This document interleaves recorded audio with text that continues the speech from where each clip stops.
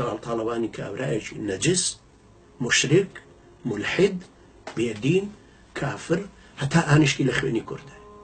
تاڵەبانی نە مسلمان بوو هەتا ئەو خەڵکی ئیسلامی و هەلەکە سەمایی بۆ بکەن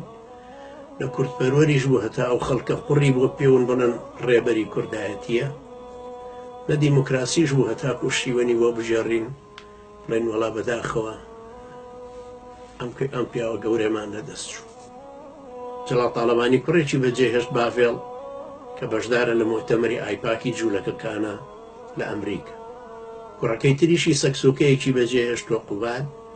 بۆی وا بشوب هێوا تەشت تەسەورکەین وەکو سەعد الحەریری تابعی سەکسۆکەکانی خلیجە و دەوڵەمەندە وەکو ئەوان کیملسۆنیش کوڕێکی بەدوا بەجێما کۆریای شیمالی گەیشتوتە ئەوجی قووەت لە زمانی شەڕەشۆقی دارستانی داروینیزمی کۆمەڵایەتی و سیاسیە بەڵام ژنی جەلال تاڵەبانی مسز ڕیچ ئەوە تا مافیاکانی ئەو دەمیان ژەنیوەتە هەموو شتێک و قەراری مسز ڕیچ ئەو هەموو ئەزمانە دروست دەکاتەوە هەر قەراری ڕیفراندەمەکە نییە قەراری عالەمەکەش بۆ خۆی ئەزمەیەکی تری دروست کرد جەلال تاڵەبانی نەوەکو ماوتسیتۆنگ بوو مامە ماوتسیتۆنگ نەوەکو مامە کیم ئیل سۆنگ بوو نەوەکو مامە کاسترۆ بوو نەوەکو هۆشی من نەژ بوو ئادەی ئەم پیاوە کە مارکسی بوو ماوی بوو قەومی بوو سیاسی بوو دیموکراسی بوو ئادەی بزانین چەند کتێبی لە دایخۆ بەجێهێشت کە خەڵکێکی پێپەروەردە بێ ئابزانین ئەو فەلسفەی چی بوو کە ژیان و ئینسان و گەردوونی پێناسە ئەکە ئەو بەرنامە سیاسیە چی بوو کە لە نێوانی ئیشتراکی و لیبراڵی دیموکراسی و ئەمانەیە پێی کرد جەلال تاڵەبانی سیاسەتێکی هەبوو دوور لە ڕێوەپەرژینێکی قایم بە کوردوە ئاڵێ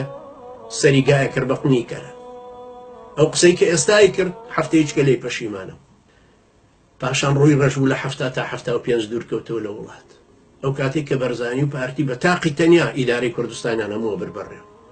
کە ئاشتی و هێمنی لە مەدای 70 و 74 لە هیچ زمانێکی کوردستانە باشوور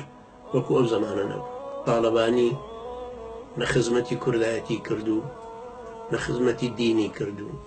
نە خزمەتی دیموکراسی کردو نە ڕۆژێک لای کردو بەلای مافی مرۆڤ بۆ ئەوەی ئەو کەسانێک کە ڕسمەکان دانا و ئەهلی نوێژ و دینن جورئەتان بێ پەشیمان ببنەوە تۆبە بکەن ڕسمەکەی لابن پێشەوەی خوای گەورە غەزەبتان لێ بگرێت کە خستوتانەتە سەر فەیسبووکەکە